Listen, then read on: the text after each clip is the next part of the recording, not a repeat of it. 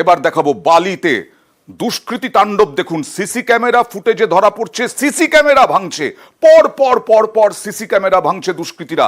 কেন, কি কারণে, এই নিয়ে এখন আতঙ্কে এলাকার ব্যবসায়ীরা।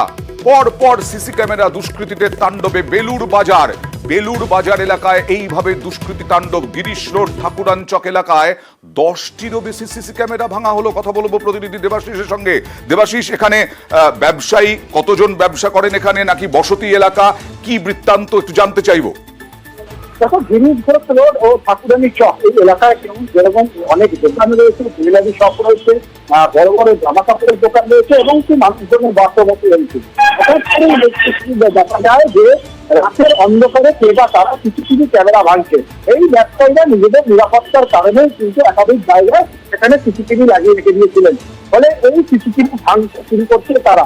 যখন তাদের কাছে নজরে আসে পরের দিন সকালে, তখন তারা কিন্তু চলতে যায় যে একে একটা নয়, 10খানা সিসিটিভি ভাঙা হয়েছে।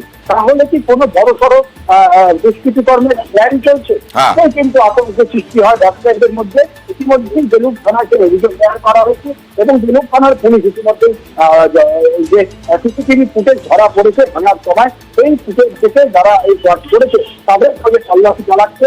তবে সাধারণ ব্যবসায়ীর মধ্যে যেরকম আতঙ্ক রয়েছে, পুলিশের মাথায় ভার। তার কারণ এরকম ঘটনা, অর্থাৎ সিসিটিভি এখন কিন্তু যে দুষ্কৃতি ধরছে একটা বড় বড় অস্ত্র।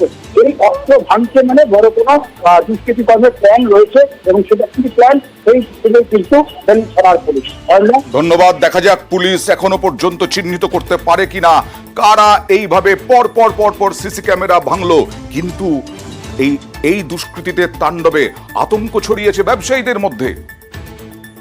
কতজন দোকানওয়ালা আছে, আমরা এখানে ক্যামেরা লাগিয়েছিলাম গিরিশ ঘোষ রোডে আমাদের সেফটির জন্য। মোটামুটি 8-9টা ক্যামেরা আমরা এখানে লাগিয়েছিলাম। হঠাৎ রাত্রিবেলা দেখছি সব ক্যামেরা ভেঙে দিয়েছে। আমরা ব্যবসায়ী এত আতঙ্ক ভেদ করছি, আমরা ভাবছি আমাদের কি হয়ে যাবে। 2-3 দিন আগে আমাদেরকে থ্রেটিংও দিয়েছে।